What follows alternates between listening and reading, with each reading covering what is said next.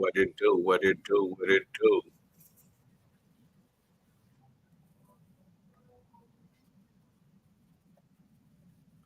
What it do? What it do? What it do? Yeah, it's your boy V Note the Most, aka Lil V, aka Got Dreams, aka Trilly Trill. Shout out to the people like the big homie Smoke. What's up to all my strictly ghetto engines out here in this big engine country? Shout out to Hawk School, and I digress like Root. Hey, what it do? What it do? What it do? I'm back once again with another classic. Yeah, I'm back with another classic, and I also want to put a PSA out there to to let the people know I'm gonna switch up the content a little bit. I'm gonna kind of have it more range for just the information getting out there. When I first started, I was really in a combative type uh, arena on YouTube where it was a lot of debates and there was a lot of going back with certain people. Uh, so that's why I started doing some videos to be able to prove my points on some things. But just doing more research and reading more, I decided to give more information that I've been coming across. So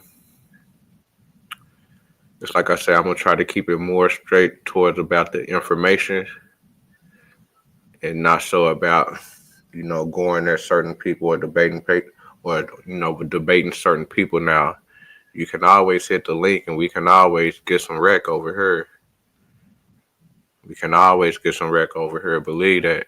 Uh, I'm always down to debate, but what I'm saying. I had got a text message from one of the elders that I look up to, and one of the John Horse descents, and she had peeped out a couple of the videos. You know what I'm saying? She said that she liked a couple of the videos. You know what I'm saying? And she wanted to help me correct some things to be able to get the correct information out there. And I also want to put a correction out there that we didn't come back in the 1870s. That we had we ended up working for the army, but we ended up coming back in the 1890s. Ended up coming back in the 1890s, late 80s, somewhere around that time. So, and just like I say, I want to get the information. Man, when I got that message, you know what I'm saying, that meant a lot to me. So I say, man, let me be a little bit more serious. And I ain't gonna say that I was playing, but just like I said, I was in a debate type of mindset, going at certain people, uh, and and stuff like that, kind of in my feelings about it with certain people instead of just, not being in my feelings and just presenting the information. Now, I really ain't no teacher or nothing like that. But with me, with giving this information, it's a possibility that, people that's younger than me that's peeping this out, it's a possibility, that they had their kids check out this information and stuff like that. So, in some of my previous videos and stuff like that, I have been belligerent, probably have been cussing. I probably have been, seeming like that I'm racist towards some people, and I'm not racist at all. It's just that when I'm going back into the history with this information, what I'm saying, I get upset for the fact that, what had happened to my family because this has to do with my family. So, I ain't got no problem with no white man, white woman. I ain't got no problems with no Indian woman, no Indian man, or nothing like that. You know what I'm saying? But I am upset that, me and my peoples ain't getting our just due at this time after all than what we've been through.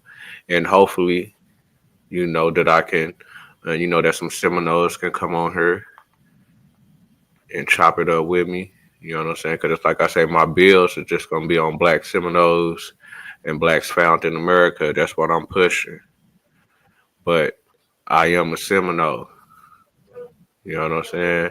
And the OGs and the old heads is telling me to take the Black Seminole off and just say Seminole, and I respect that. But when I'm presenting it to the world, I'm trying to make a difference. But later on, I'm gonna take it off once I get a good footing within the world to let the world know. But um, yeah, I'm just gonna be dropping that information, man. Just like I say, trying to be more about the information, not trying to be cussing and trying to be more respectful to everybody, even the people that I don't like on here. You know what I'm saying? Try to be more respectful, even though if I feel like that I'm getting disrespected, because I said, just like I said, we got elders watching. You know what I'm saying? We probably got kids watching. So I want to give a better example than what I have been given on here on YouTube. So I definitely want to put that out there. You know what I'm saying? It's gonna be more about the information. And today we still on the series of the Seminoles and the Creeks beefing over the Black Seminoles. Uh, the last bill was in the 1840. In the 1854 year, which you can go, uh, listen to that and go get that information. I wish that I would have started with this year so we can have a better understanding instead of just rushing into that 1854. But I'm supposed to start from the 1849 and gone and come on up uh, to 1854 with the information that had led to, uh, my peoples getting ran up out of Revoca when they did the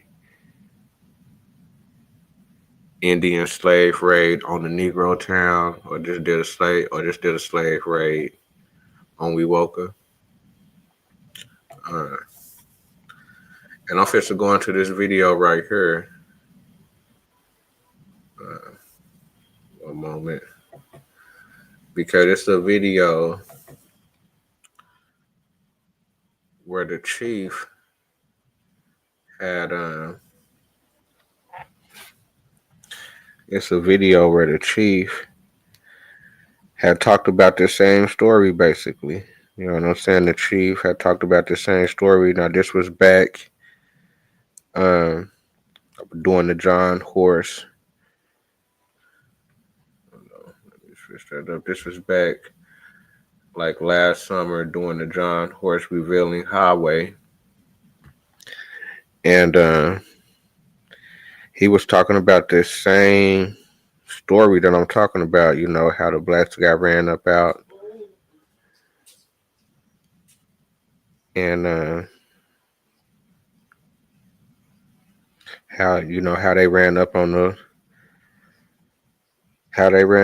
black people in Wewoka, and that the Indian agent was a slave catcher, like a slave owner, and he had planned all this and kind of like twisted up the game, and had the Creeks and some Seminoles do some things that they probably didn't want to do, and with them doing that, they ended up running up on the Black Seminoles to try to disarm them to enforce the Creek laws.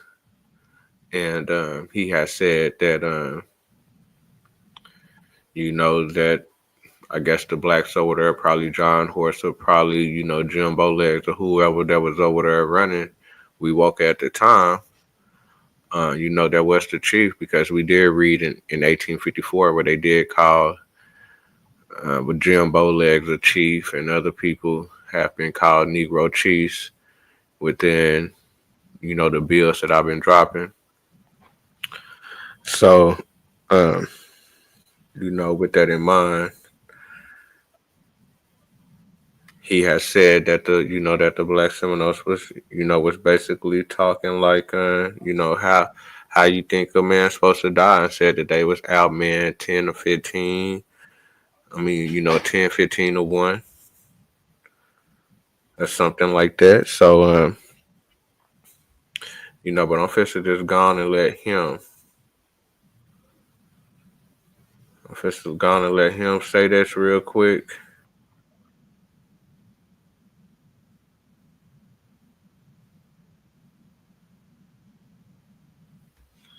Hold on, let me get it to the right spot.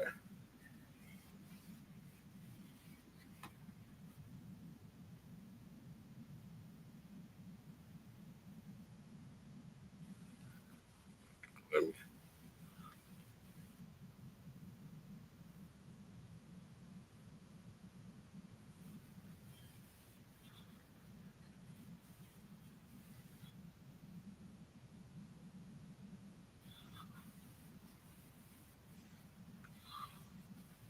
let me turn this music down real quick. How's that? Let me get this shared over here. One moment. Do apologize for the delay. My production skills suck, but we getting it together.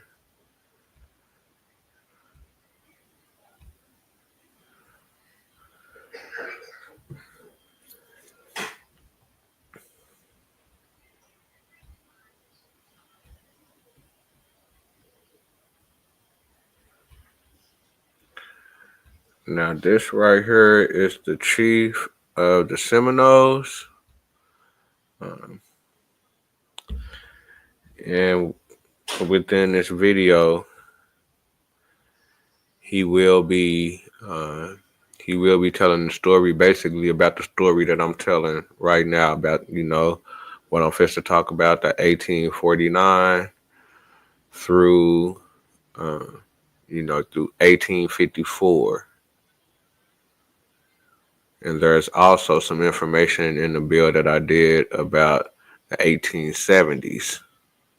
So definitely go back and check out my old videos so you can get that information so you can add up the story. I do apologize that I kind of mixed up the parts. I guess you would say, mixed up the timeline.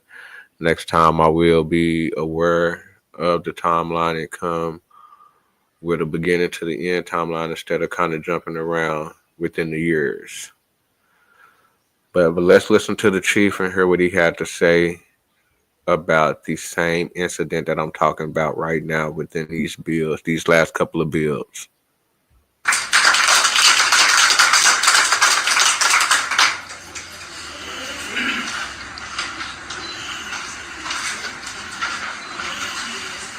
You all will stand right here for a little. We got to get a picture real quick.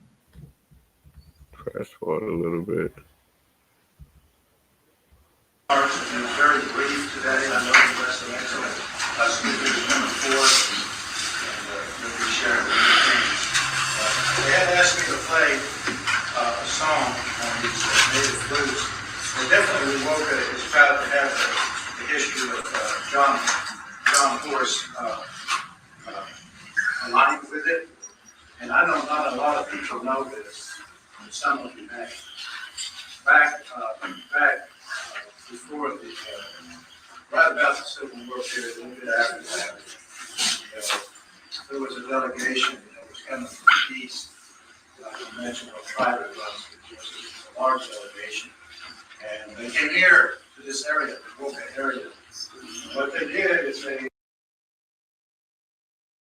Okay, let me bring this back because I'm not sure if y'all can just hear it, but he's explaining the situation. I'm not sure if the volume is kind of low. What I'm going to do is put on the caption. I'm going to turn on the caption, and hopefully that we can see exactly what he was saying.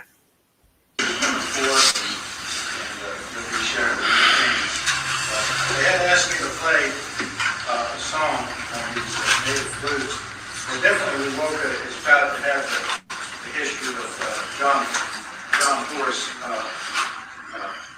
aligned with it. And I know not a lot of people know this, but some of you may. Back before right about the Civil War period, a little bit after that, there was a delegation that was coming from the east. I mentioned what tribe it was. It was a large delegation. And they came here to this area, the Boca area.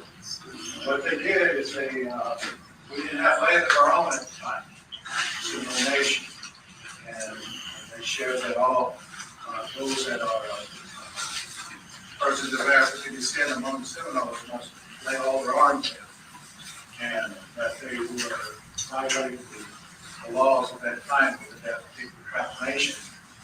And not only did they have to lay their arms down, but they could no longer congregate among the Seminole people in townships. And a lot of people don't know this, but this is a true happening. The Seminole Indians at that time came to the aid of John Horse and those others that were in this area. And they came, and even though they were outnumbered, most likely 10, 15 to 1, they said, how do you expect a man? Without his rifle. How do you expect him to protect his family without his rifle? At that time, there was still slave trafficking going on even in the Indian territories. The Indian agent at that time was a part of it during that period of time. So there was plans on that day. The Seminole people came together during that time and stood for what they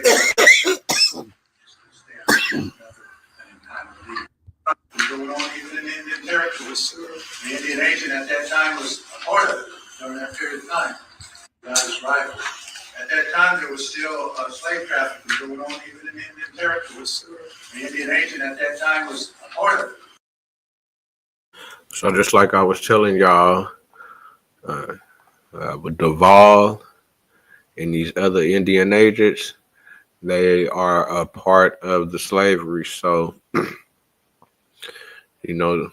sometimes you can see, you just got to read their words and take it in from how you going to take it in. But just like the chief said, they was involved. So just like I was telling y'all, when they said that it was coming down to, okay, on if the blacks is going to be a part of it or not, they was part of influencing them to be able to start getting their money because black people was gold at that time. It don't matter about the brotherhood. It don't matter about how long y'all been family. It don't matter about how long they been there. It don't matter. We living in a new world, and this is what's going on. So we're going to read more about it, but I wanted to bring that. Let me finish letting the chief talk. During that period of time. So there was plans on that day. The Seminole people came together during that time and stood for what the Creator expects us to do is to stand for one another and in time of need. And that is a true story. And because they didn't want a lot of attention brought to it, the Indian agent began to settle things down. And eventually he was no longer an Indian agent at that period of time. But this song kind of brings everything together. And the pastor of the chief of the Seminoles has been in office so long, it makes me think of this song. Because even though our hearts are saddened, we also know that we believe in a land outside of this box of life that we live in present, and that Creator's happiness is truly our happiness. It is. His happiness truly is our happiness. A lot of times, as human beings around the world, we don't align with that, and sometimes it just makes us miserable for it. We know that His happiness is our happiness, and all our hearts be done. It's a song we often sing among us as Seminole people, and I'm going to play that today on the Native American Poetry.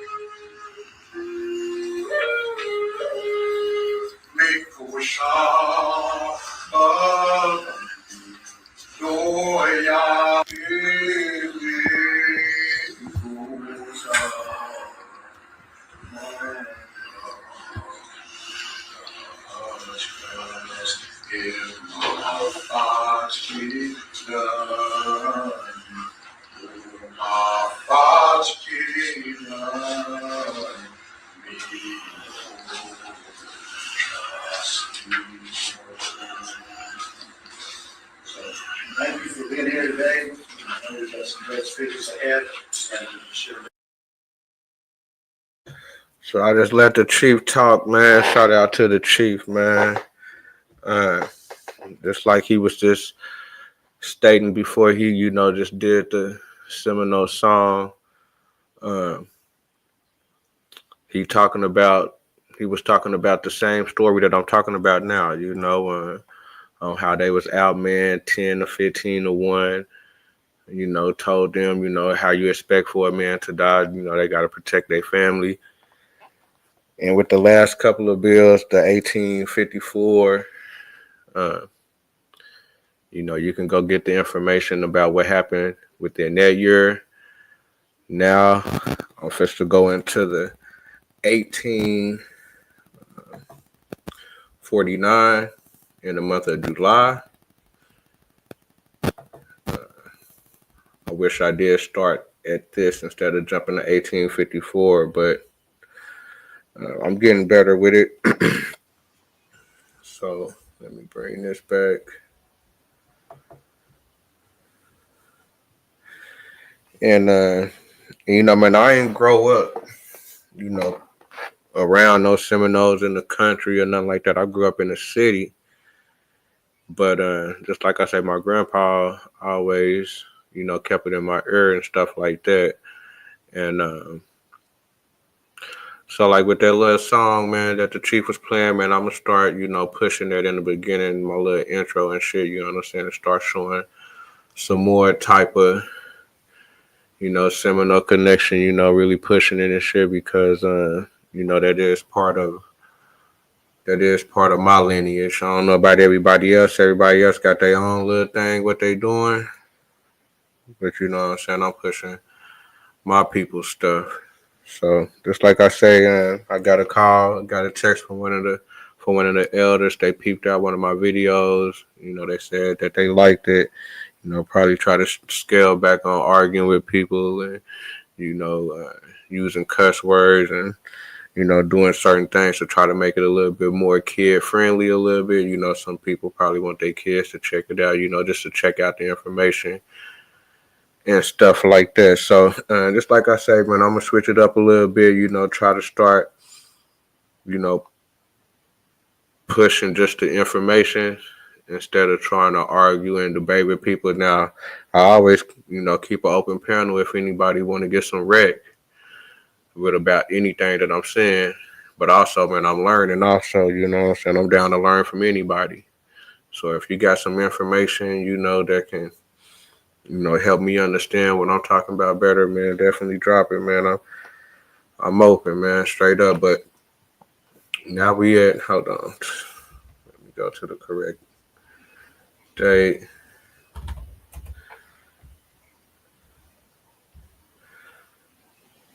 Hold on. I don't think that's the date I want. No, that ain't the date. Okay, hold on. So we're gonna start in July. It's like I say, the last little bill was 1854. You can go check that out to get that information. But this is basically leading up to the 1854. So we got okay. So we at Fort Gibson in Arkansas. This is July 15th, 1850. Nah, this ain't the one either. Damn. It's crazy.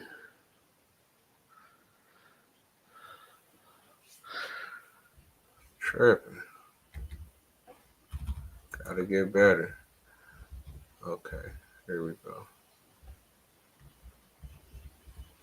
We at Van Buren, Arkansas. So Van Buren is kind of in between Little Rock and Fort Smith. I think it's kind of on one of them rivers out there, one of them river towns, I think, uh, where they was unloading, where I said where they was bringing the people up from Tampa Bay to New Orleans, and then they'll bring the people up from New Orleans through the Mississippi, and I think through the Red River or through the Arkansas River, and then I guess they'll let them out at either Little Rock or Van Buren. So this is July 16th, 1849. Sir, as an agent of the government, it becomes my duty when I have reasons to believe that oppositions will be offered to the properties, to the proper discharge of my duty, or the good order and quiet of the nation, in my opinion, requires it to call on the military to assist in I don't know what that is. Assist in bring that back. Okay.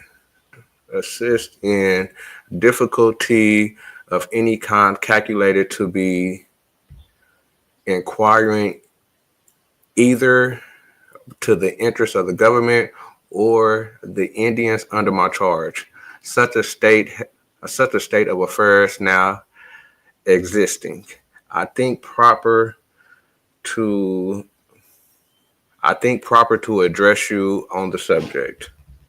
So it looks like he's having some type of in between him and the government in this job dealing with the Indians. Wonder who this is. We'll find out who this is at the end of the letter. Under the orders of the government, those were turned over to the Seminoles in January. Okay. Under the orders of the government, those were turned over to the Seminole in January. Certain Negro slaves, which had been for a considerable time proceeding improperly and illegally protected by the military government at Fort Gibson. So they're saying that they was protected by the government illegally at Fort Gibson. Now, we read in the 1854 pages, I'm stopping right now, but we read until the 1854 pages where they was making up fraudulent paperwork and fake bill of sales just to be able to, claim, black people in the Indian Territory at that time. So whenever they send slaves, they just automatically putting that label on them so that they can justify what they're doing. But they not slaves. They talking about somebody a slave and they own away in Florida on some crazy stuff like this. So it's part of the mislabeling that I've been saying. But let me keep it going.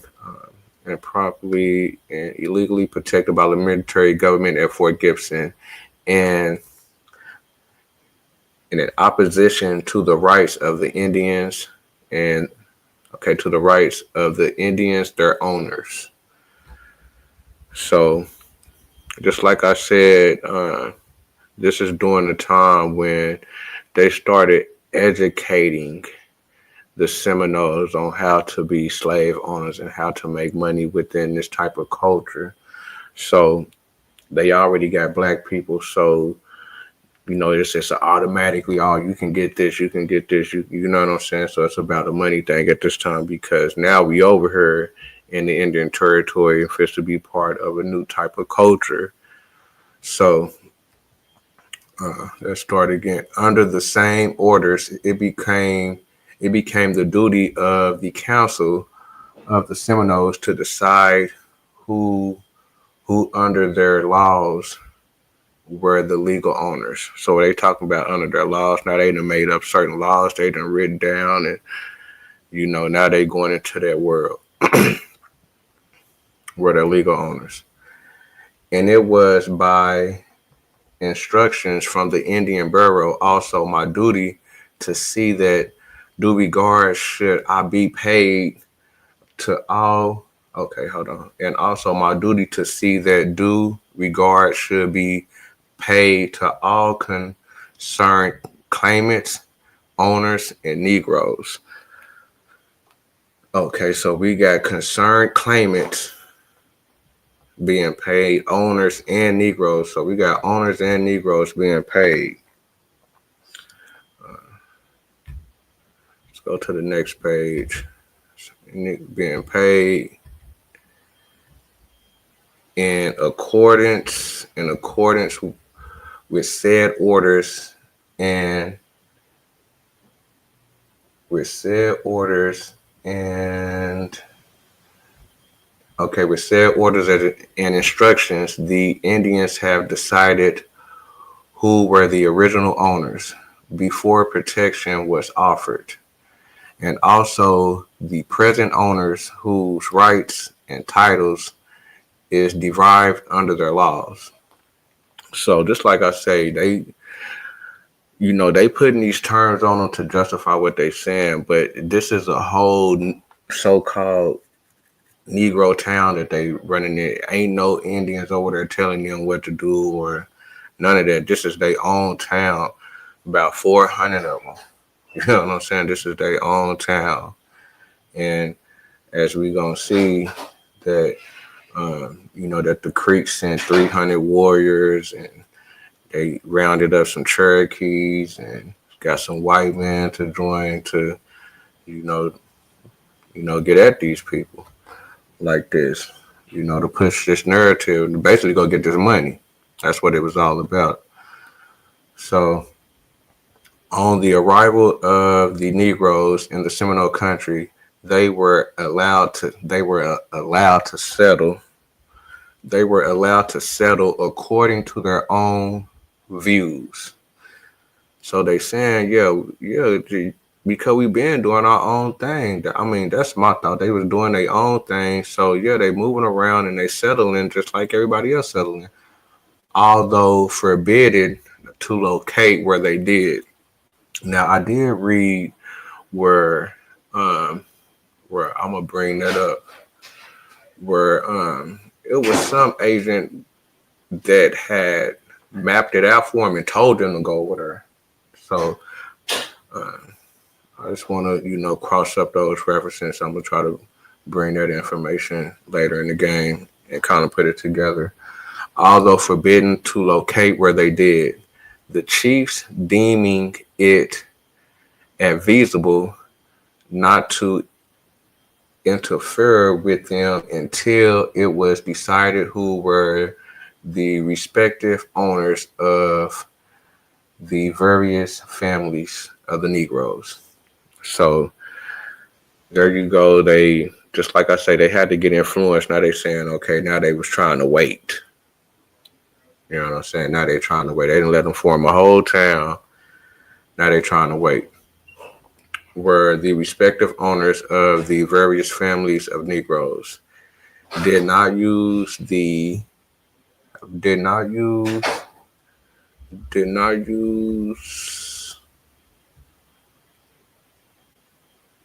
authority which of right they had. So hold on, let me bring that back.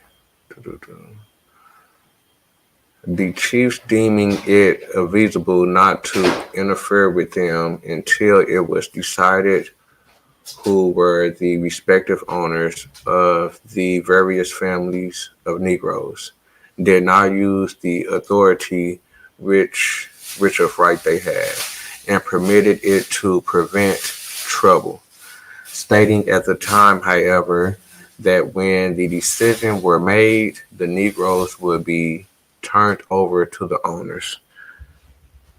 That's the influence, because we have read that that when they did come over there deep, that the Indians had helped them.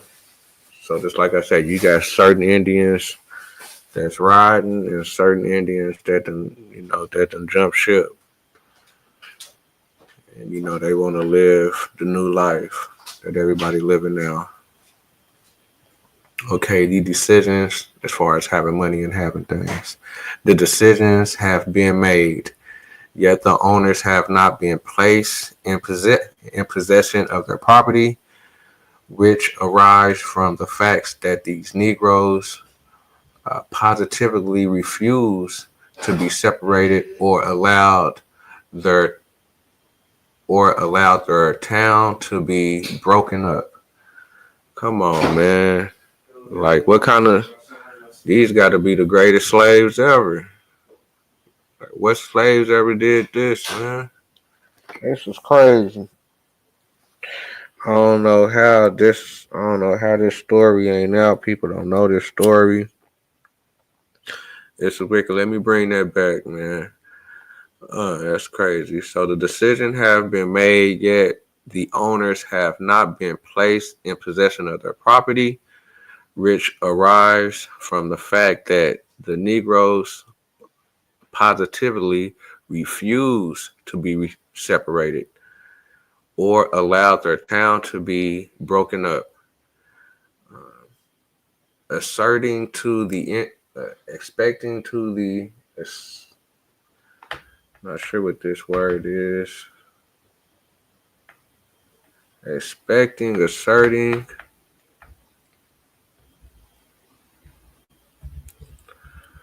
expecting to the Indians at the same time, or be broken up, experting to the some I don't know what that word is, to the Indians at the same time. That the military would protect them at what they did.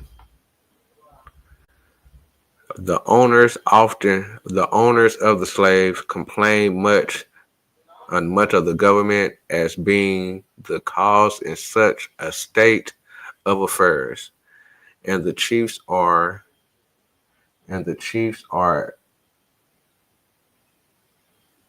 imposed to have a difficulty with the Negroes, make the people.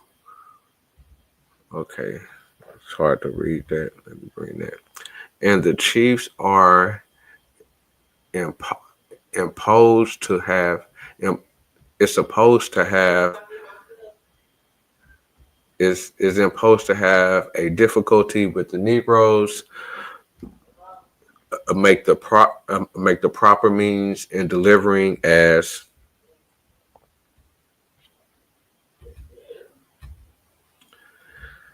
proper means in delivering as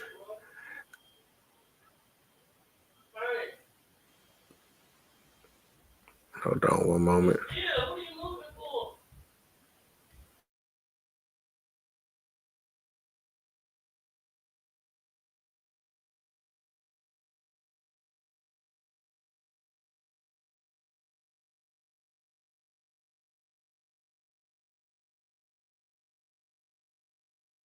Okay, my bad.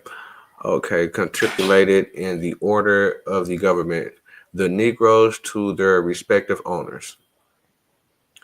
Okay, the owners on the point would much prefer the owners on. Okay, hold on. Let me bring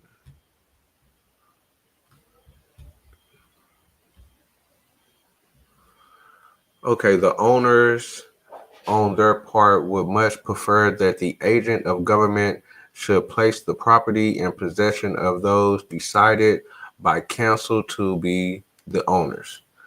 So here we go again. Here we go again. Just like I say, they was never slaves. They had to come up with a council to see who would be the owners.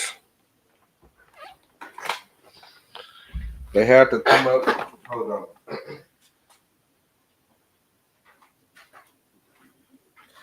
They had to come up with a council to see who would be the owners. Let me read that again. The owners, on their part, would much prefer that the agent of government should place the property in their possession of those decided by council to be the owners. Okay, so that's what they want the government to do. To having them killed by a party. Okay, bang. Due to the council, but to be the owners. To having them killed by a party of Indians, which would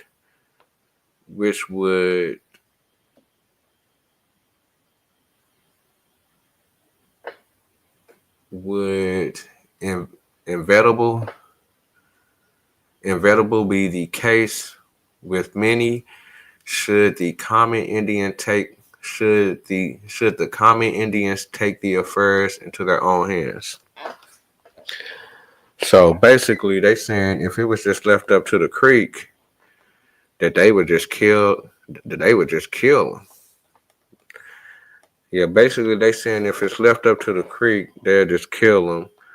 So, but I think that's a lie because if that's the case, they wouldn't took so long to run up on them. They taking years to run up on them. They been moving out there since the 1830s, so I don't know how they getting so hyped in 1849 to bust a move. Uh, and then I say kill, but and then they saying that they want the government to make it be done by council to say who gonna be the owners. You know what I'm saying? So that's telling you right there that they not slaves, that they had to be appointed slave owners. They had to be appointed. So I don't know how they broke that down. They probably broke it down like, you know, like like product, like everybody gonna get a certain number, everybody gonna get a piece, everybody got this, or certain people already approved for certain things and know certain things or whatever within within the clan. But let's keep it moving.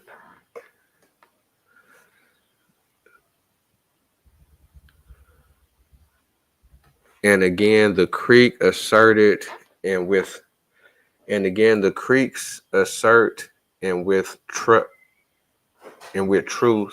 their right to disarm in accordance with their laws. All Negroes within the limits of the Creek Nation, all Negroes within the limits of the Creek Nation, and should the Seminoles delay action in the matter, it will soon arrive at the point which would endanger the quiet and the quiet of the Creek and the Seminole people. Okay, so they saying that. Okay, let me bring that back.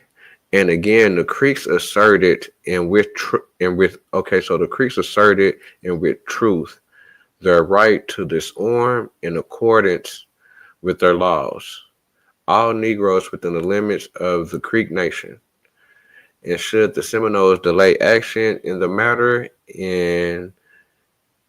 uh, it will soon arrive at that point, which would endanger. Okay, so they saying which would endanger the quiet of the Creek and the Seminole people. So they saying if these Negroes don't get disarmed, they basically doing okay. So the Negroes is doing too much, and they messing up the peace.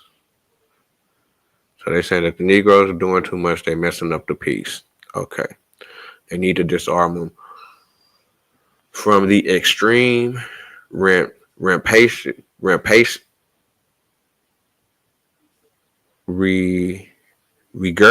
regurgence, extreme regurgence which the Seminoles have to the interfere. Extreme, I do not know, repurgence which the Seminoles have to the interference of the Creeks and the remotus manner. In their affairs, although they would approve of the same act if done on their own people. Okay, so they trying to say that that the Creeks is trying to enforce their laws, and because ain't no black people supposed to be having no guns and doing whatever they doing on their land, um, and that they saying that the Seminoles need to assist them because I guess they saying if some Creek niggas was on their land doing whatever they wanted to do, that they'll be pushing the same line. So let's keep it moving. Okay, the Negroes will most assuredly resist. Okay, so the Negroes will resist the Creeks in the execution of the laws, and the and and unless assisted by the government, would also resist the Seminoles. So they ain't listening to nobody. They have already resisted the laws and and will I believe continue to oppose them so long as they are allowed to remain armed and where with the and where I attempt the so yeah they doing whatever they doing out here, man. They doing what everybody else doing, but it's a problem with what they doing. Okay. The execution of the duty not consistent with their notion of right. So just like I say, they doing what they feel is right. I know not I know not at what time I might expect resistance. I am perfectly con I am perfectly convinced to keep good to te- I am perfectly convinced to keep good order in my agency, to be secure in the execution of my own duties. It is absolutely necessary that those Negroes should be disarmed, and for this reason, if no other, I now call for a command of government forces to disarm them. They need a whole army to fuck with 400 niggas, which is probably 150 warriors, from grown men to boys. Hold on.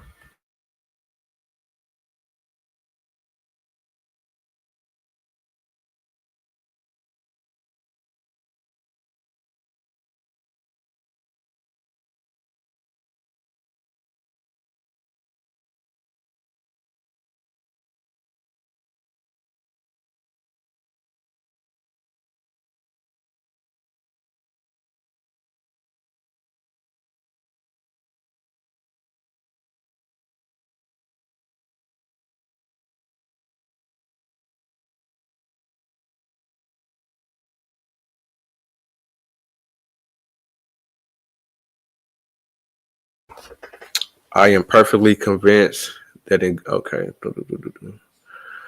to disarm. Okay, so they need the government to disarm them. I have another reason. I have another reason for desiring it to be done by the government.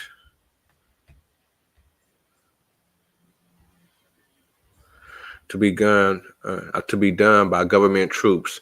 The Negroes have continually asserted that they were upheld by the military. I deem therefore their more of a judicious they should be placed in their truce position by those they have reported to the Indians were upholding them in their opposition to the laws. I have the honor to be very respectfully your obedient signed Marcellus Duval, the Seminole sub agent. Okay, so a decision have been made by July 15th. Sure.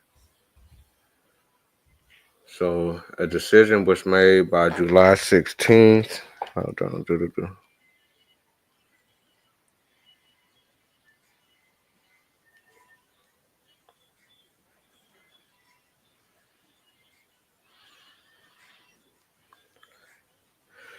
So a decision was made by July 16th that even though in January, last January, the government had said that the Negroes belong to the Seminoles,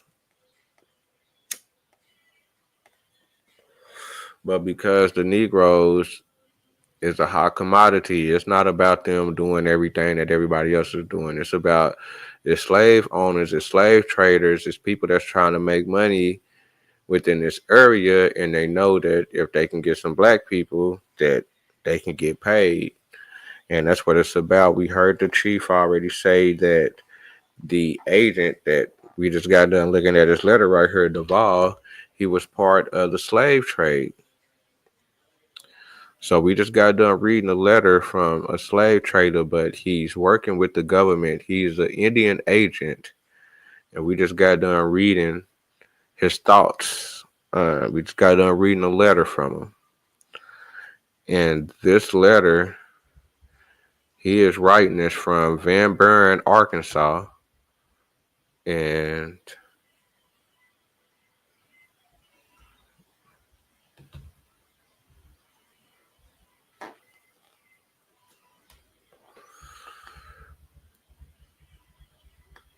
I guess okay. So he wrote this to the Brigade General Arbuckle, U.S. U.S. Army, the 7th Military Department, Fort Smith, Arkansas. So he was at Fort Burn. I mean, not Fort Burn, but at Van Buren, and he wrote to Fort Smith, Arkansas, stating about what's going on in Wewoka and about uh, that they need assistance. They need a team. That the Army needed to provide some funding so that they can put together a team so that they can, go round up these Negroes that's breaking the laws within the Creek's land. Um, so we're gonna go to another date. One moment.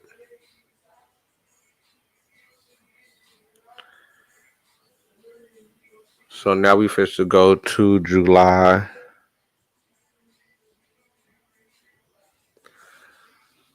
So now we fit to go to July 20th. We used to say July 16th.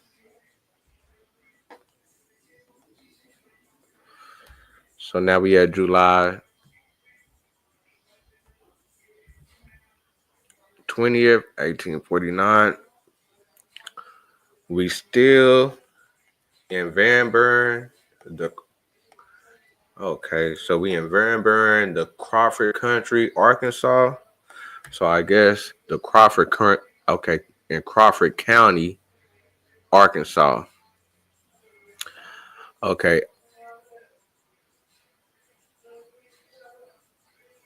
I have the honor to enclose your communications of M. Duval, Seminole Sub Chief, setting forth the conditions and situations of certain Negroes. So there we go again.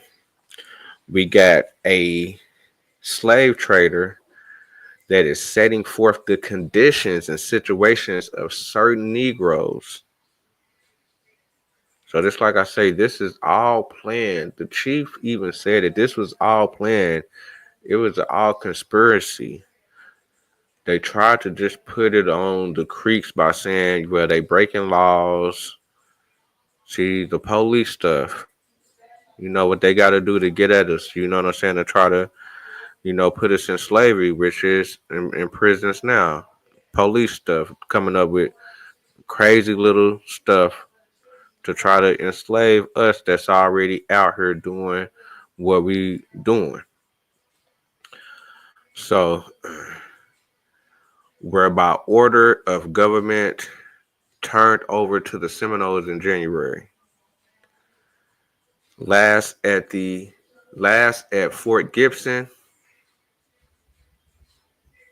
last at Fort Gibson, Mr. Duval informs me that said Negroes are well armed, rebellious, and living chiefly in one town. So man, let me bring that back. That's a legendary sentence right there. That's definitely a hot clip. Uh, and it's like I say, this is 1849, and they said Mr. Duval informed me that said Negroes are well armed, rebellious, and living chiefly in one town. That's Wewoka.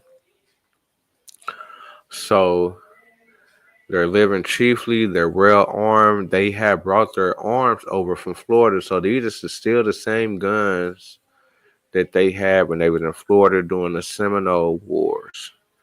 Now this is 1849. This is probably some of the people that came from the Third War that kind of popped off with Billy Bowlegs, because we do got Jim Bowlegs within this mix, within this party. Uh, so and to the living chiefly in one town, therefore able to offer powerful resistance to the proper authority of the Seminole Nation, should they admit to should they attempt to enforce the laws of said nation. They, the Negroes, utterly refuse to recognize the right of these masters or owners. So once again, that's the mislabeling, because they're black within this time frame. Three-fourths of a person. He's a beast. He's an animal, and he gotta have a master. He can't just be around her doing whatever he want to do. Within our culture, he got to get vetted, and that's how you become a freeman. Because you got to get vetted to where they can trust you to be able to make money for them, and to where they're gonna be giving you money as a freeman, and you basically is a citizen, which they gave us citizenship as when they said that we were the property of Seminoles, but not certain owners. But we part of the Seminoles. We got a part of the land. That's why they said that the government was part of all this going on, because the government recognized them as Indians, Negro Indians, Seminole Indians, Seminole Negro Indians. So that's where we at right now. And now they trying to flip the script and trying to say, well, we enforcing the laws of said nation, and that these Negroes utterly refuse to recognize the rights of their masters and owners, all which has an evil tendency, creating an influence prejudicially to the quiet and peace of the Seminole Nation. So I guess they saying because they have a town called Wewoka, that's a problem within the Seminole Nation. I therefore respectfully wish it's not a problem within the Seminole Nation, because we already had black towns in Florida. So why is it a problem now within where we at now within the Seminole lands? But no, they saying, nah, this is Creek lands, this is Creek land, this is Creek, this is Creek, this is Creek. Y'all ain't got y'all own lands. And now you're gonna see more information to where the Creeks is basically it's gonna press the Seminoles, which I feel are their cousins. And some of them, the ones that did, I guess the chiefs that did, let down the floodgates and say, okay, well, we're gonna help y'all do this and do what y'all do. Um, they flipped the script. They got pressed. I'm thinking that they got pressed to where they wasn't gonna get the funding, or shit, we're gonna kill y'all too. You know what I'm saying? So I feel like that's what happened. But we first to look more into this situation. Let me keep reading. President of the Seminoles. I therefore respectfully request you to comply with the application of M. Duval, Seminole sub-agent. I have honorably, most respectfully, your obedient, your obedient servant, signed John Dreaman, the acting superintendent. So this is also going to Arbuckle, um, at the 7th Military at Fort Smith. So we have somebody else. Basically, 4 days later, they're saying that these Negroes, so he's part of it too. He's part of it too. He is part of the slave trading too. You know, he's trying to be able to make some money off this deal. You know, this ain't nothing but a deal right here. This ain't nothing but a deal right here. So that was July 20th, 1849. First we was at July 16th, 1849. Now we July 20th. It's just 4 days later. We got someone else from Van Buren that's basically saying the same thing that the Seminole sub agent Duval is saying. But he is the acting superintendent. So now we first go to another date.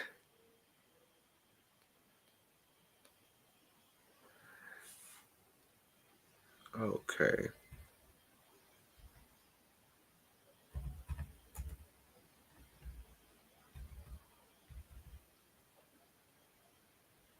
So now we got July 26, 1849. We at the headquarters, 7th Military Department in Fort Smith. So this is coming from Fort Smith. So this is probably coming from Arbuckle. Sir, I am instructed by the commanding general of this department to acknowledge the receipt of your letter on the 20th. Okay, so they responding to Brennan on the 20th. Insisting instructions enclosing an application from the Seminole sub-agent for a military force to disarm Negroes recently removed to the Seminole County. So they said that they was removed to the Seminole County, which they was assigned that land. They wasn't removed. They was assigned that land because the government said that they should be over there with the Seminoles. And they was allowed to form Wewoka. And that's what this is about, Wewoka.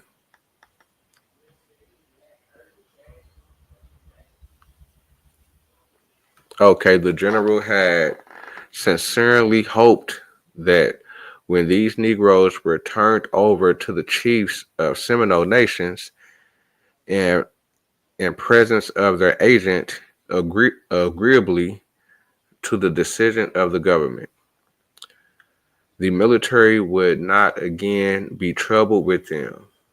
Okay. Let me read that back. The general had sincerely hoped that when these Negroes were turned over to the chiefs of the so when they was turned over to the chiefs of the nation, just like I said, in presence of their agent agreeably to the decision of the government, the military would not be troubled. Right. Now they citizens, they with the Seminoles. What y'all keep coming back, tripping with you? You know why they keep coming back? They gotta make money off these niggas.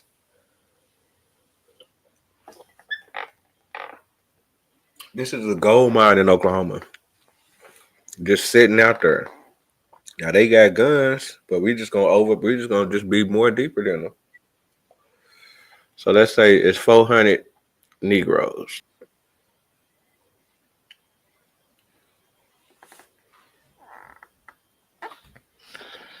So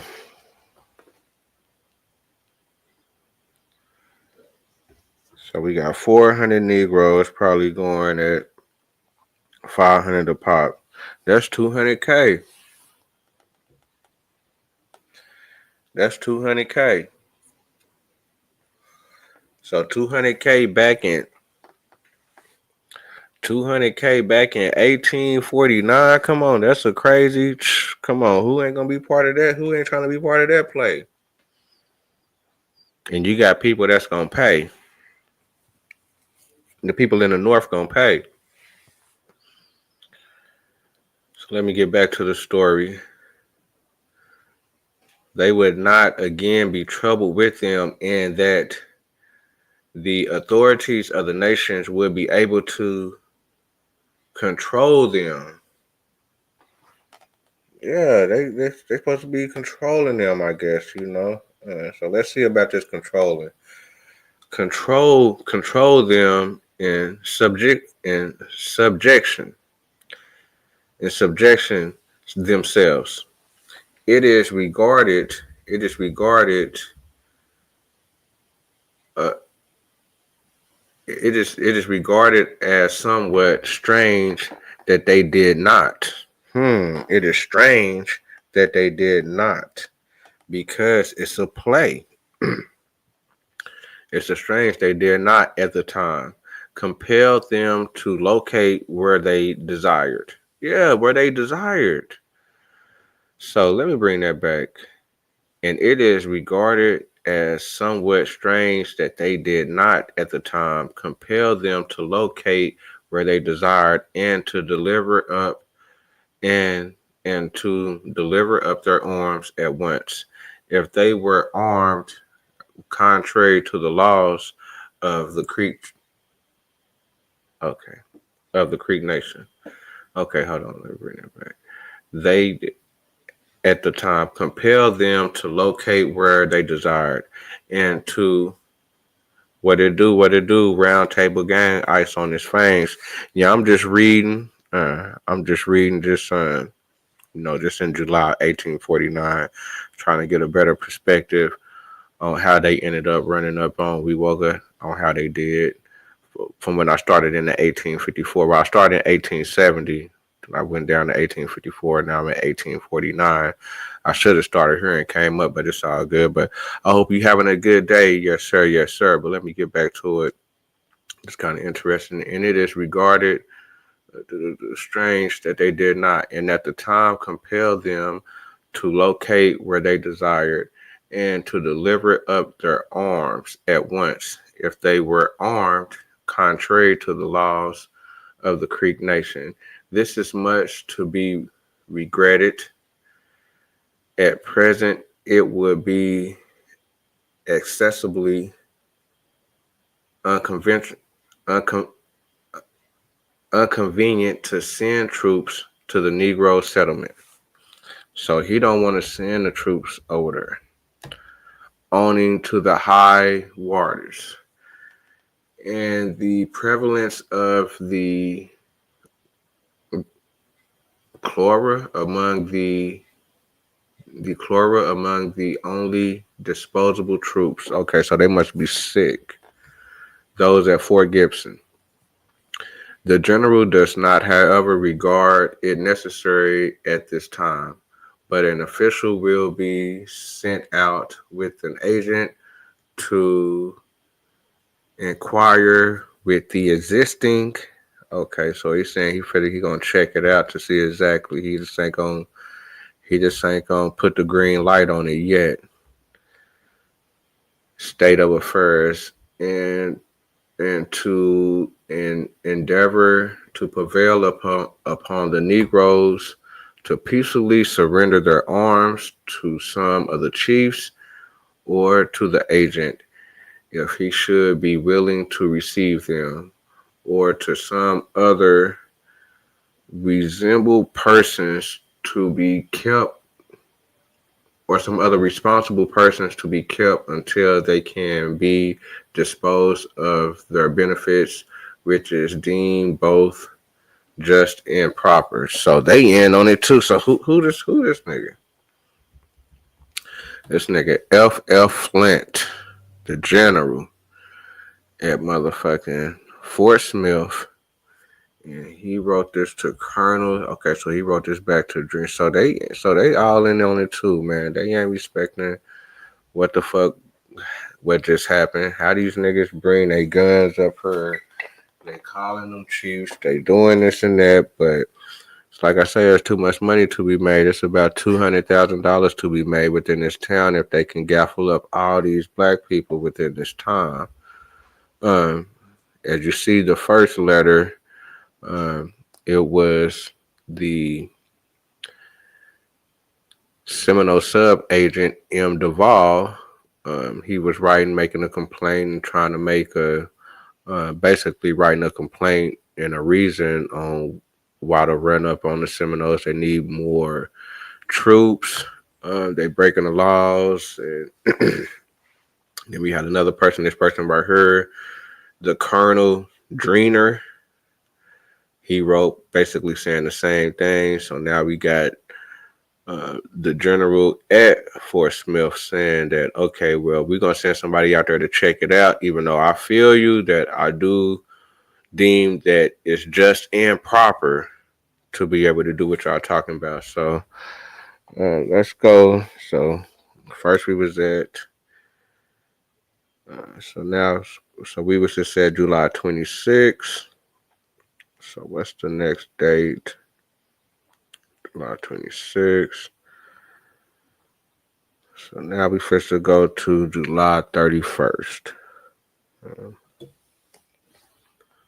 Well, man, I appreciate everybody tapping in. And this is in July of 1849 on how they accomplished the slave raid in Wewoka. So this is coming from the headquarters, 7th Military Department. It's coming from Fort Smith again on July 31st, 1849. General, I have the honor to enclose herewith herewith copies of communications from M. Duvall, the Seminole sub agent, which we seen in a video before I started reading, where the chief said that he was involved with slave trading. Really, all these guys is involved with the slave trade, and they coming up with a play to be able to try to get these black people and sell them. Which the black people are Seminole Indians. They've been in Florida doing their thing. Now, probably some did get picked up on the way, probably, and they wanted to be part of it, and they, just joined the crowd. I'm not really sure how that happened. I'm gonna look more deep into that, and that could be probably their justification of why they're doing what they're doing. But we're gonna look at this right here, July 31st, 1849. General, I have the honor enclosed herewith copies of communications from M. Duvall, the Seminole sub agent, and Colonel Dremin, acting superintendent, W.J., calling for a military force to disarm the Negroes who are turned over to the chiefs of the Seminole Nation during the past winter. So they wasn't turned over, they came up with them. So when they came up with them, it was already within the paperwork with uh, with the agent that was down in Florida that said that, okay, yeah, the Seminoles and the blacks get to live together out there where they're going, because that's how they stopped the Second Seminole War, because they was just going to keep on fighting if they couldn't.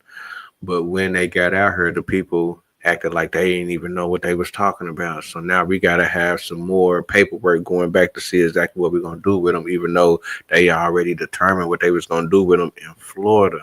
But it's just a game that they plan to try to arrange a slave raid. What we are witnessing right now, firsthand account, this is primary sources, where we're getting the full story of how We were mislabeled on how we were misclassified at first from Indians, and then we went to freedmen's. Go back to my other bills, 1870 and 1854, to get more information. I wish I would have came from 1849 on up to 1870, but lesson learned. I will be doing better with my videos. I appreciate everybody taking their time to listen to the story.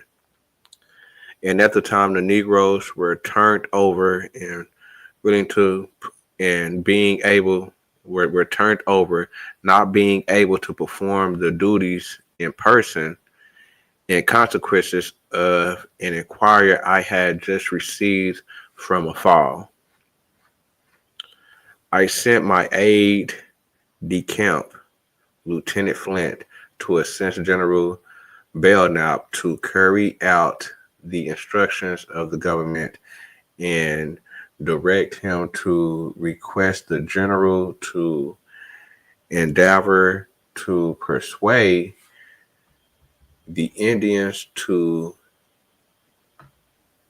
treat their Negroes with kindness, and also to obtain a promise from them that the Negroes would be allowed to remain quietly in towns as they had formerly lived. Right. Because they was already living in Florida like this. So it's not a problem now, but it's a problem because it's on Creek Nation. But let's see what else they got to say. So let them keep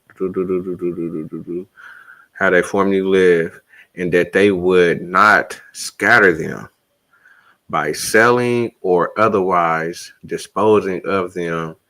And it was believed that such was the desire and expecting of the government to, in expecting the government and restoring the blacks to the nation. Hold on, let me read that again. That is crazy. Hold on, let me read that again. Where can I start? To obtain a promise from them that the Negroes would be allowed to remain quietly in towns as they had formerly lived, and that they would not scatter them by selling or otherwise disposing of them, as it was believed that such was the desire and, and expectation of the government in restoring the blacks in the nation. Okay. So I guess they thinking that people is, trying to do this, but they like, nah, let them do what they do. So I'm thinking that's what he's saying. So let's see what else he's saying. I was the more I was the more particular upon this point for another reason. I had understood for a pretty reliable source that it was the intention of the Seminoles to present a claim to the government for the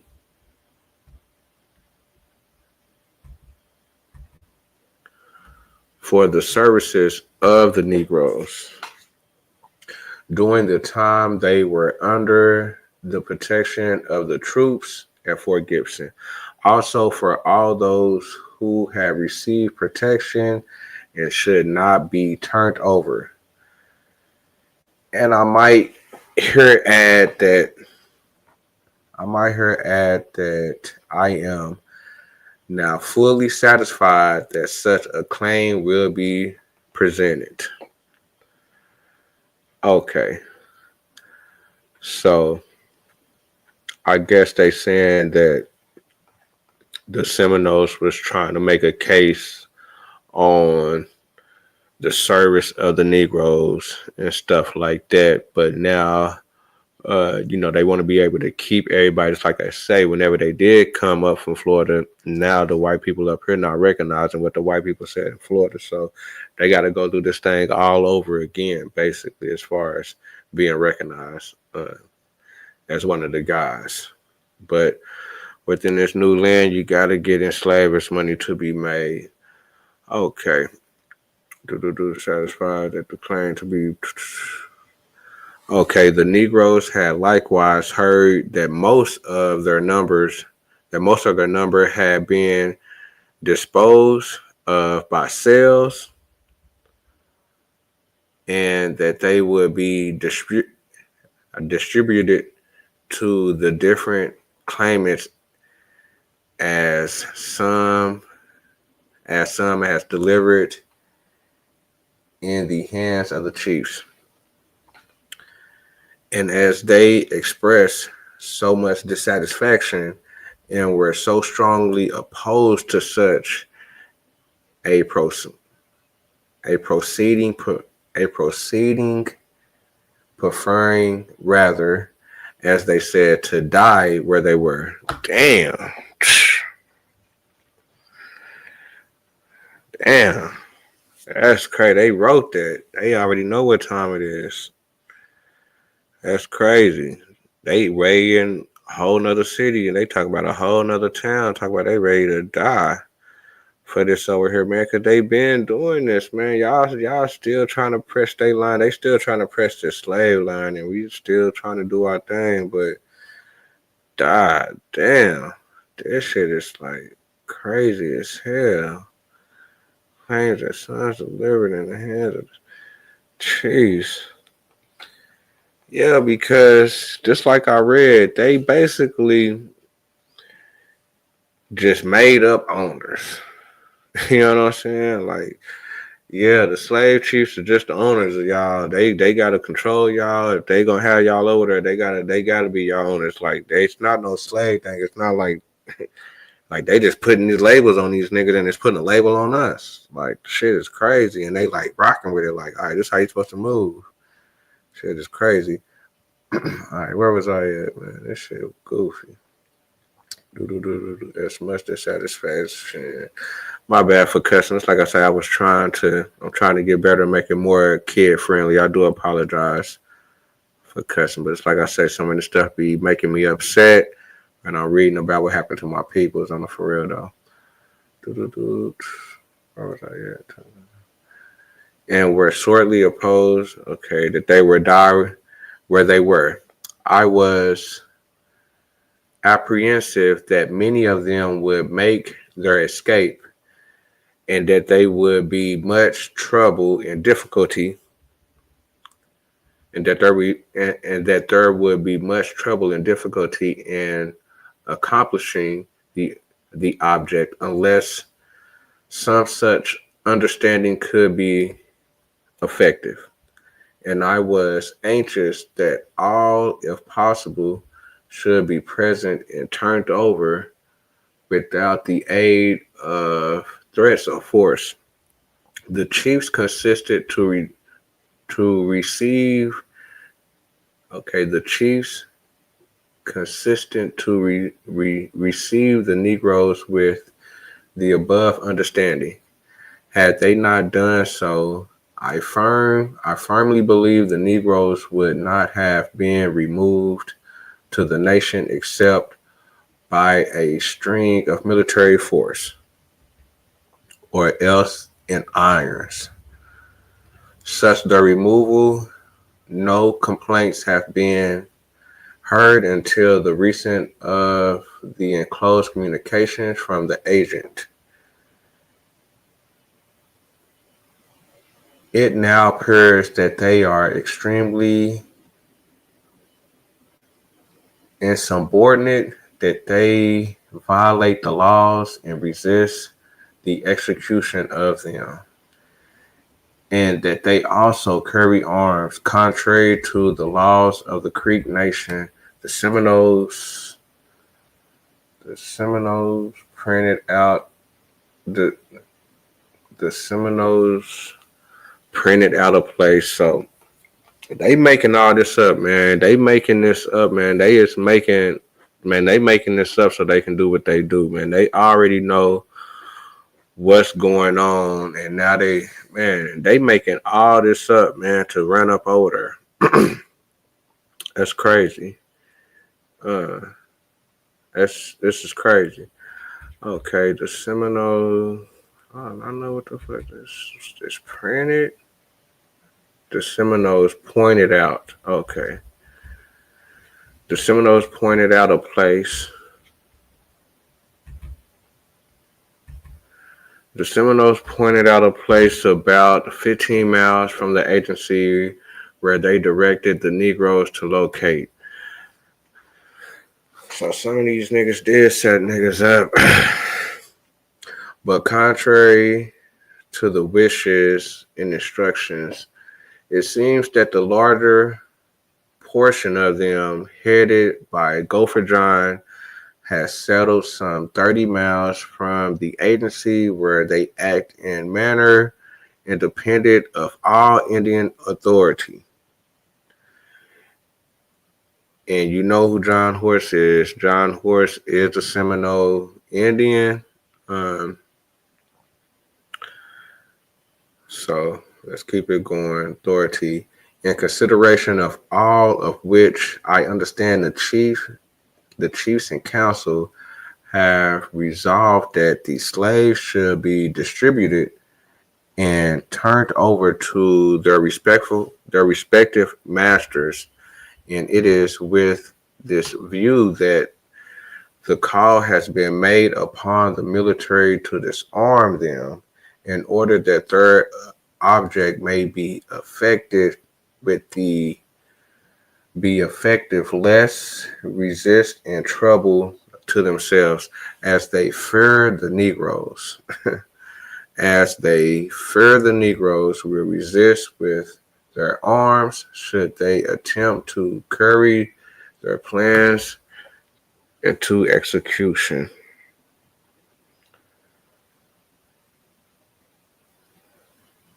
Nah, what it is, it's not about mixing the blacks. So what it is they recognized us as Indians in January when they said that okay, these niggas is gonna be living in the Seminole land. They get to go with her. They get to they get to have their own land. They get to map out their own little city. That's how John. That's how John Golfer. I mean, that's how John Gopher was able to get Wewoka. Uh, and they already had their guns that they brought from Florida. They was already doing their thing, and they already had their own towns within Florida. They doing the same thing up here, living the same way, but because they on so-called Creek land, you say where are the Black Seminoles in the 1600s? They are at Santa Catalina de Africa in Florida in 1685.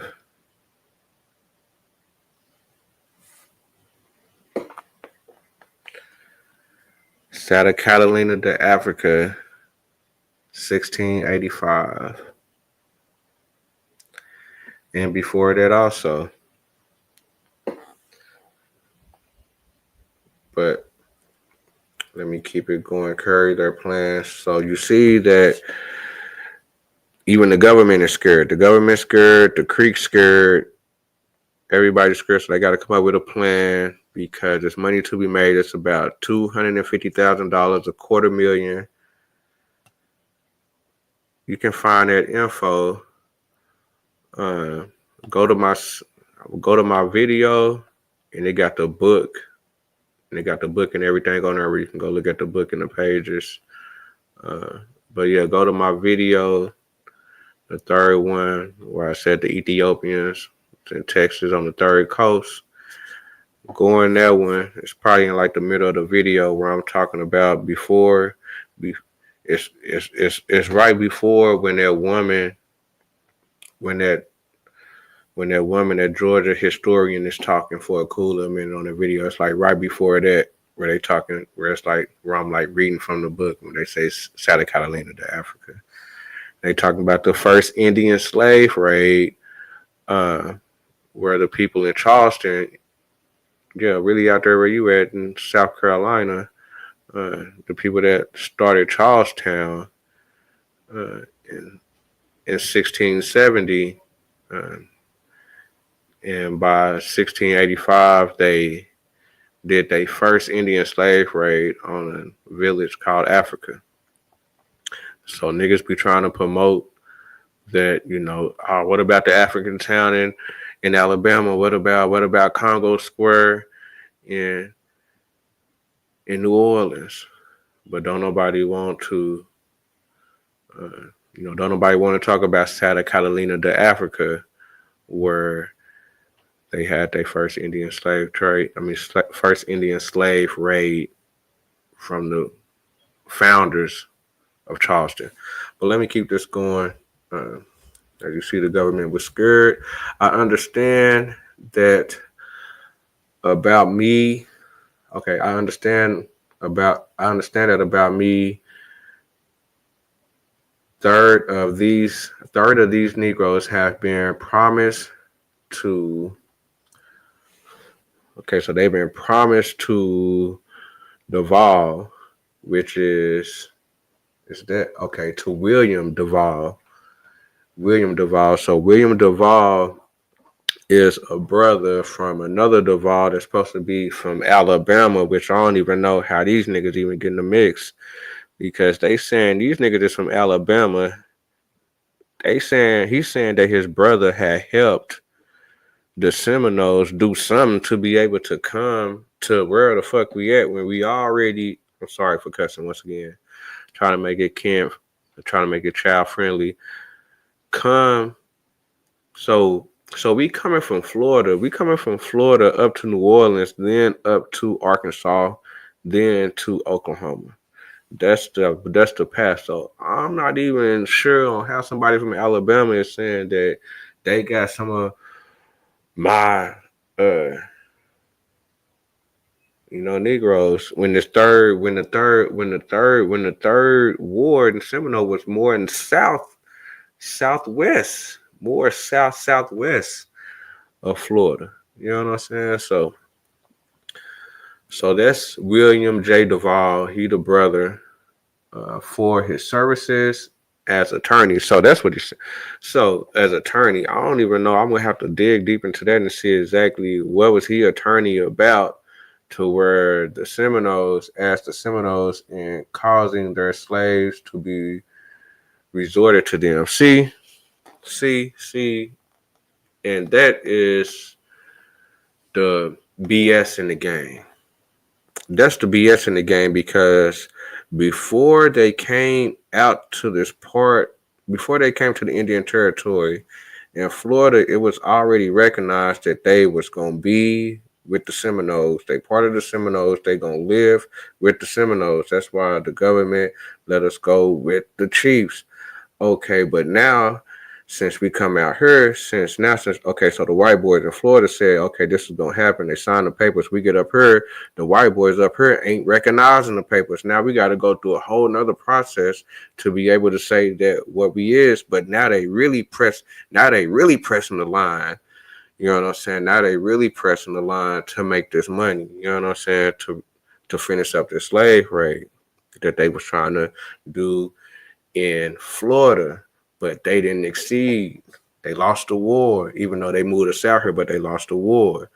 But now they got a chance to go on and really round us up a certain way because now they didn't influence the chiefs where the Creeks are influencing some of the Seminole chiefs on how to be able to be slave owners by working with paperwork now. Now they dealing with paperwork. Now these white boys have taught them how to deal with paperwork and taught them how to make money off the black people within your community. So this is all within this whole mix where this is going on to where in some in some writings you saying that they call them Negro chiefs, you saying they call them Negro Indians, and some writings you saying they call them Negroes within these people, which in the video that I played before this, where we got the Seminole chief explaining this same story that we're going through right now. And he's saying that the Indian agents was involved with slave trading. So they all trying to conspire and come up with a plan to be able to run in there and make money That's why that's where the mislabeling coming from, to where niggas was first Indians, but they even called niggas chiefs. Now niggas are slaves, and the niggas, excuse my language, and the slave owners is in Florida while the slave was in Oklahoma. Like, it don't even make sense. So it's like I say, they just putting these labels on them to be able to justify to do what they doing. But let me get back to it. Causing their slaves to be restored to them. They wasn't restored to them. They was just put on paperwork now out here within this world. And that about an equal number has been sold or otherwise disposed of the Cherokees and Creeks, in which it is reported that some of our citizens have an interest in have an interest in. As the Negroes are aware of this fact, it is perhaps found that they to clearly comprehend the final result of being disarmed and sent to live with their Indian masters. Being sent to live, these niggas is fit to go to jail. That's just all what this is about. Making these niggas go to jail and work for free. That's what all this is about. It ain't about nothing else. You know what I'm saying? It's crazy. Okay, so final disarmament sent live with their Indian master. So this is all, they wasn't living with their master. That they trying to force, just like I was reading within the other videos. They trying to force them to be slaves. They forcing them. They doing all these things to be able to put the slave name on it, to be able to take the Indian and the chief's names off. To now they just freedmen. This is the whole kind of gumbo of kind of had happened. This is the whole gumbo how they just had this happen, how they just disregarded to our culture and just, okay, nigga, they black, that's the shit, nigga, it's money to be made. Okay. And that they would and that they would resist rather than submit. So they know it's going to be a fight. That's why they're calling for backup from the military. And it seemed like that the military is backing them. They call of the agent I deemed a noble one, particularly as the Negroes are not previously been formally required to surrender their arms. So they playing the game because you got one person saying, well, just kind of be nice to them and kind of jellying them up, softening them up, let them do what they do. Then we're going to come get them like that. Kind of, we want to, we don't want no tripping going on. We want to be their friends and bring them in like friends to kind of, swaying them in. You know what I'm saying? Trying to sway them in. Instead of just going there tripping, which they had to go in there tripping because they seen that they was doing the oo-wop on them. So besides as the only disposable troops, those at Fort Gibson had recently been attacked with chloria. So they were sick, which renders it impracticable to fit out an expedition from the post at this time, even it were absolutely necessary that one should be sent, on which I have very considerable doubts. I have been compelled to decline furnishing a command at present. Though should an emergency require it prevent bloodshed. So he got the people, but I guess he's saying they sick and we trying to prevent this war. So they trying to prevent the war because they know what time it is with the niggas. But You got the Indian agents that's pressing the line because they trying to make some money, and they trying to say, well, but and they also trying to make the Creek speak up to try to make it seem like, well, they breaking the Creek laws and the Creeks ain't having it. And you need to go, and they need to go check the Seminoles, because if they was doing it on their land, they wouldn't let them happen. Some of that divide and conquer stuff. Consider the death on command. Emergency requires it. I may yet send one before receiving an answer to this communicating. To this communication, in case the health of the troops should be significantly restored to justify such a measure. I offer, however, I send a discreet officer to to urge the Negroes in his presence the necessary the necessary the necessity the necessity the necessities the necessity of obeying all the laws of the land. So they're gonna send somebody in there to tell them about the laws and how they need to be obeying and how they need to move. Cause I guess they was just being belligerent. I don't know what was going on. I guess they nigga act white, nigga don't act black type shit. You know what I'm saying? So of behaving themselves in an orderly, peacefully, and submissive manner. So this is the way. This is how they bake them a slave when they was already a wild Indian. And to investigate and report upon the existing state of affairs.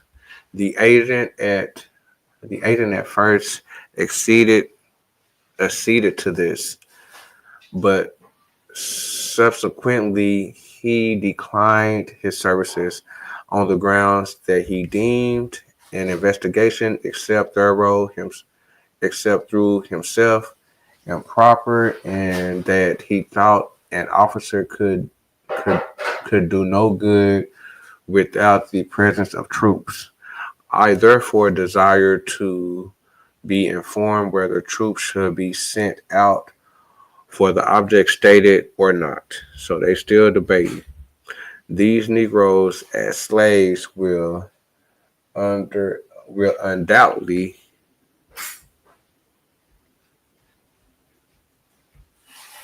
So they're trying to say how they gonna act if they were slaves. Basically, these niggas ain't gonna be no good slave. Never be very serviceable to the Seminoles or others, as they have been separate from their as they have been separate from them for nearly 3 years. Oh, see, you see, you see, they've been separate for 3 years. So okay, that's what I was thinking, because that's what I was thinking. Like, damn, I thought John Horse and them came up in like 45, 47, somewhere around that time, 46. So they was kind of posted at Fort Gibson for a long time, I guess. Just posted. I guess they were trying to see, and that's what I'm saying. In Florida, it's all good. They got their own towns. The general said, okay, yeah, y'all get to move out there with the Seminoles. Y'all get to have your own land. But when we get out here, the white boys ain't recognizing it at all. They playing in a whole different game, and we got to go through stuff like this. So, 3 years under the full belief that they would be freed by the government, during which time a string feeling of independence and the spirit of and the spirit of insubordination have been taking possession of them. Man, they was already like that in Florida. Come on, man. Now you're gonna say, oh, now they got out here, they switched up. Stop it. Where you think? Come on, man. They crazy. In their presence, in their present position, I regard them as a nuisance. See, there we go. They thugs, as a nuisance in the Seminole country. They were They were counseled to conduct themselves properly when they were turned over, and assured that if they did so, okay, so them conducting themselves properly mean giving up your arms, being submissive, and acting like a B word.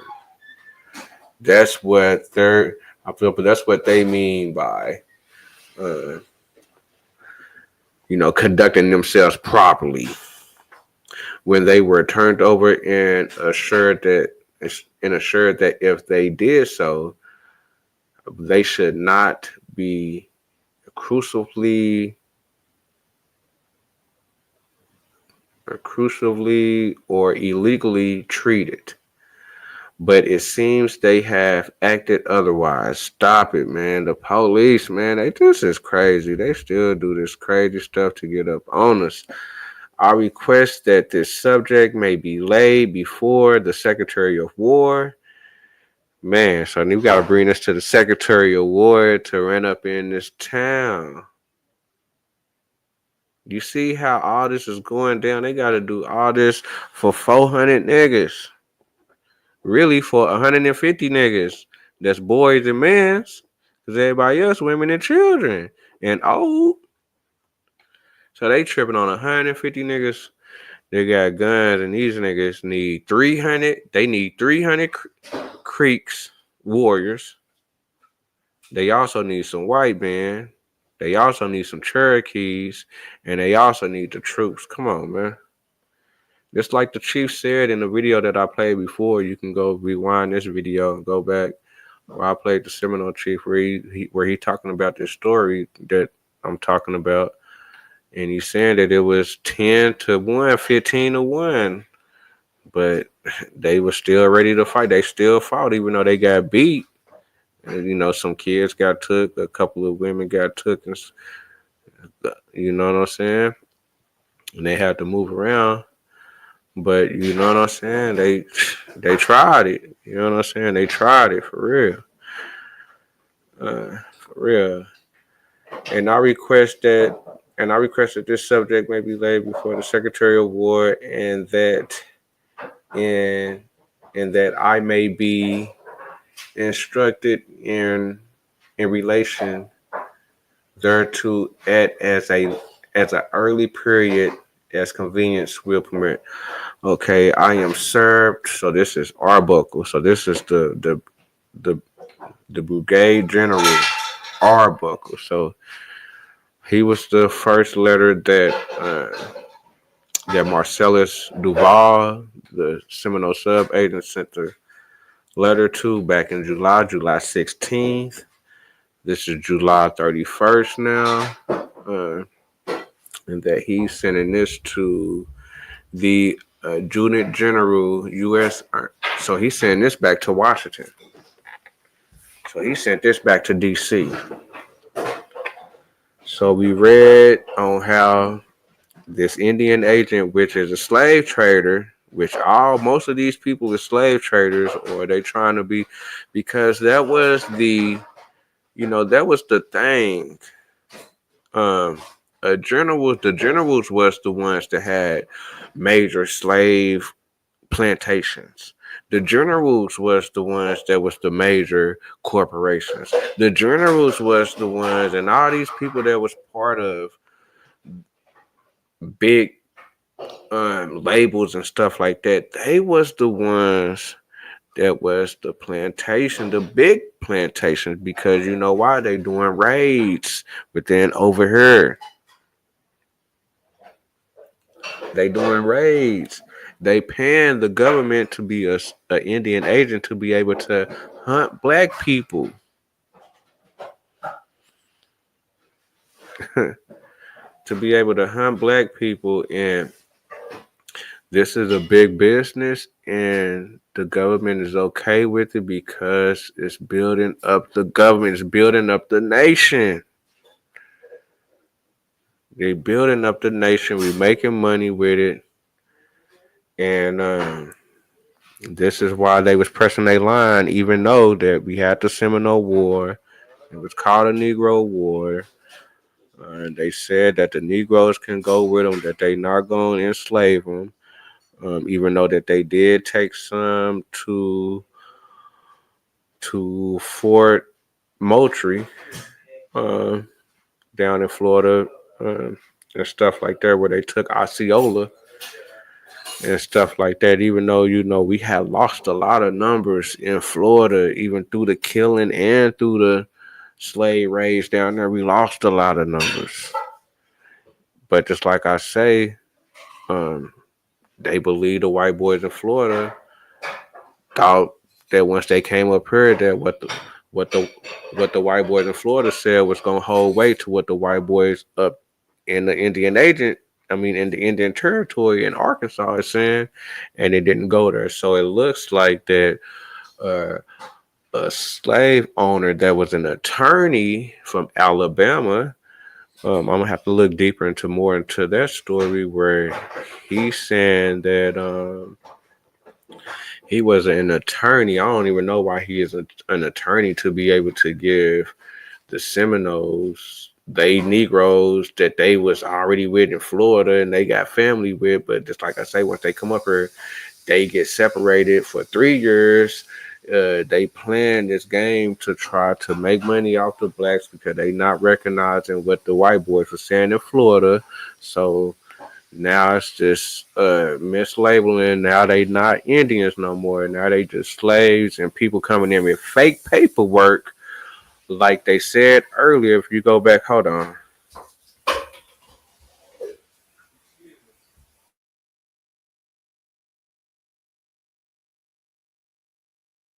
They come in with fake paperwork. You seeing that the agent of intelligence is uh, saying that they are putting out fake propaganda to the public, so that they really don't know. This is all the stuff within the stuff I've been reading within these last couple of builds, the 1854 and the 1870. Just go back and listen and read it if you can, and read the information for yourself. This is a good build. I feel like this is a good history. That people really don't know, that people need to know on what happened to my peoples, and I appreciate the elders that are peeping out my video now. They hit me up. I'm gonna try to do better. Be a better presenter. I'm not a teacher. I can do it just present, but I am want to. But I do want to. If they got kids watching and stuff like that, I do want to not be belligerent and be tripping like I was in the past, cussing and doing a whole bunch of other stuff. I just want to get the information out there. I ain't tripping with nobody. I ain't tripping with no black people. I ain't tripping with no Indians. I ain't tripping with no white people. But just like I say, when I'm going back into, these records and reading, I do get upset about, what happened to my peoples for sure. But that's the end of the build. Definitely rewind it. Uh, Tell a friend to tell a friend. I will be doing another one with within the other months. Well, for shit, I guess going to 1850. So my next build is gonna be in the 1850s, um, leading up to what happened. So gonna go check out the 1870s. Gonna go check out the 1854. Rewind this, share this, the 1849 July, uh, and we're gonna keep it lit, man. I hope y'all have a good night. Appreciate everybody tuning in. Round Table Gang, ice on his fangs. We got Robert Lee Ford. He come through. Uh, what I'm gonna say for Robert Lee Ford, man? Robert Lee Ford, man, he come through, man. Yeah. Robert Lee Ford come through. His ladies never bored, man. He's a real player out there, man. He never be bored, man. Straight up, man. But I hope y'all have a good night, man. Appreciate y'all tuning in to the book of the Strictly Ghetto Engine, the Seminoles and the Creek beefing over Black Seminoles in July 1849. Have a good night.